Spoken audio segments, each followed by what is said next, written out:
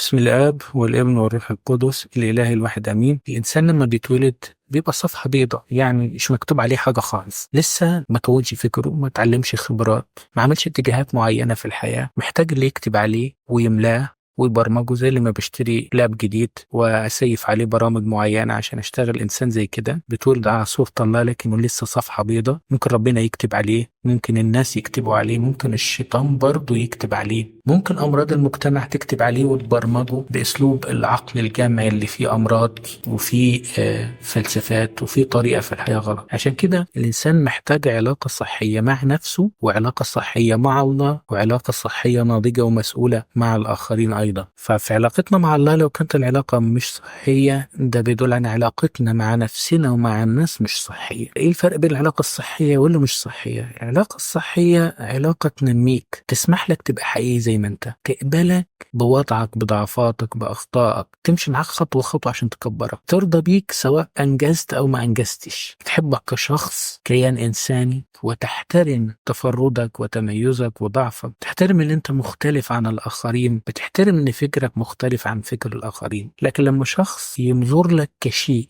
أو كمادة أو كقيمة، أو هو ينتفع منك فيه، أو إيه اللي تقدر تقدمه له، هو ما بيعرفش يحبك كشخص، مش بتبقى علاقة صحية، لكن تبقى ممكن من العلاقات السامة، يبقى فيها استغلال، فيها اعتمادية شوية. واحد يقول لك إنه أحزانه سببها أنت، أو أفراحه سببها أنت، أو أوجاعه سببها أنت، وأنت بتبقى ما عملتش حاجة، أنت ما زعلتوش، لكن هو متوقع منك توقعات عالية أنت مش قادر تسددها له. في علاقتنا مع ربنا مش كده، ربنا مش متوقع ياخد مننا، بيقول تعالوا خدوا مني، تعالى زي ما انت، انا بقبلك زي ما تكون. ربنا احبنا ونحن بعد خطاه ومات المسيح لاجلنا، ما اشترطش علينا شروط صعبه ولا طلب صفات عاليه عشان يقبلنا. تعالى من حظيرة الخنازير بنفس ثيابك، بنفس ريحتك، بنفس أخطائك، تعالى من غير الفلوس اللي خدتها وانت مضيعها، تعالى وانت في حالة خزي وعار ومش عايز تدخل ومكسوف وخزيان وخجلان، تعالى وانت بتستخبى من الناس، هتلاقي أبوك السماوي في انتظارك فاتح حضنه بيقبلك ويقع عليك عنقك ويقبلك ويحتضنك كما أنت.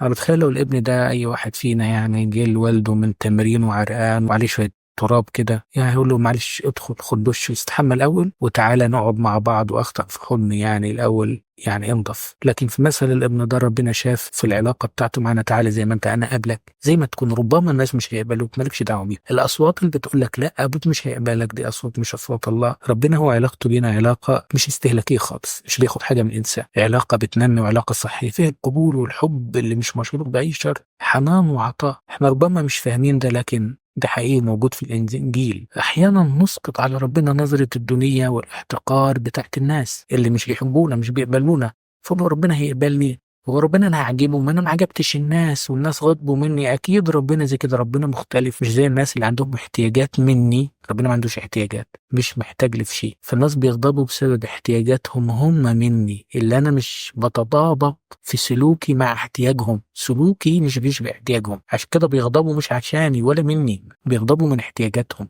ربنا وانا بتعامل معاه ما عندوش احتياج، مش عايز مجد مني، مش عايز كرامه، حتى خضوعي وطاعتي ليا مش ليه، حتى ان امشي في وصيته دي حاجه تنميني ما تلمهوش، هو مش هكبره اكتر ما هو كبير، هو لا نهائي، هضيف لي ايه تاني؟ لو انا عملت غلط مش هنتقص منه، مش هينقص، فهو مش متوقع مني شيء اعمله عشانه زي ما الناس متوقعين كده. في ناس في علاقتهم بالله فاكرين ربنا منتظر منهم اعمال هتمجده وتمدحه وتكبره، ده مش الله الحقيقي. لكن الله الحقيقي اللي بيقبلنا زي ما احنا. خلينا نكسر وندخل الى قلب الله السماوي بهذا الحب وهذا الخضوع عشان نقدر نكبر في حضنه وننمو في حضنه وفي محضره. استنونا في الحلقة الجاية نتكلم عن الفروق بين الإنسان الروحي والمتدين الشكلي، الإنسان اللي بيشبع بلقاء شخصي حقيقي مع الله، والإنسان اللي بيمارس فروض وأشكال وشعائر وطقوس، الإنسان اللي بيتحد بالله، والإنسان اللي بيحشو عقله بالمعرفة والمعلومات عن الله. لإلهنا كل مجد وكرامة في كنيسته من الآن وإلى الأبد الآبدين وإلى دهر الداهرين آمين.